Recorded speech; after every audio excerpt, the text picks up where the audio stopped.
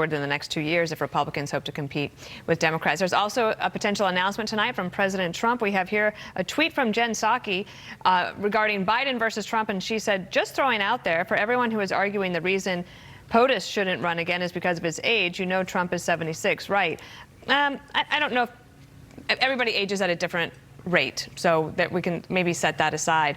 Do you think the former president, is going to announce today that he is running for re-election or for election a second time, even though he would be, only able to serve for 4 years?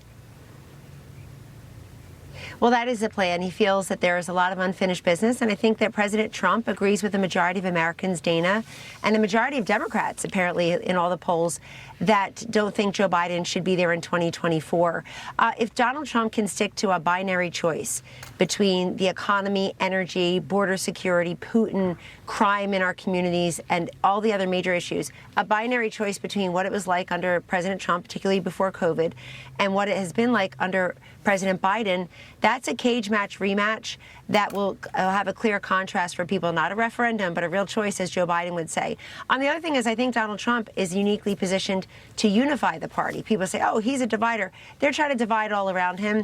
And Dana, as you and I have discussed many times, donors and pundits don't choose the nominees. The voters do. This will be, as President Trump characterized it to me this morning, it's going to be a long slog.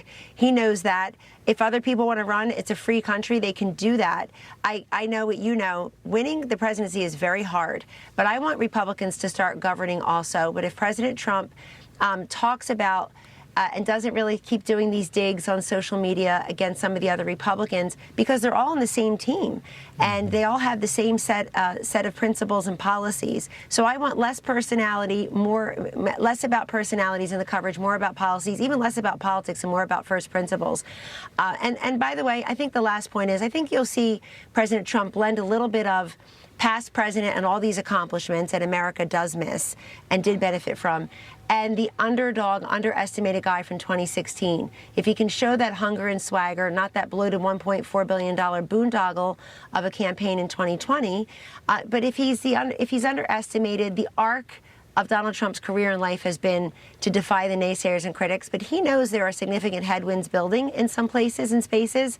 People are upset about last week. I think there's a finger pointing is not really a good exercise, and we should take our wins and build on those. Right. Kellyanne, thank you. We'll see where we are and all that stuff tomorrow. Thank you so much. Thank you. Good to see you.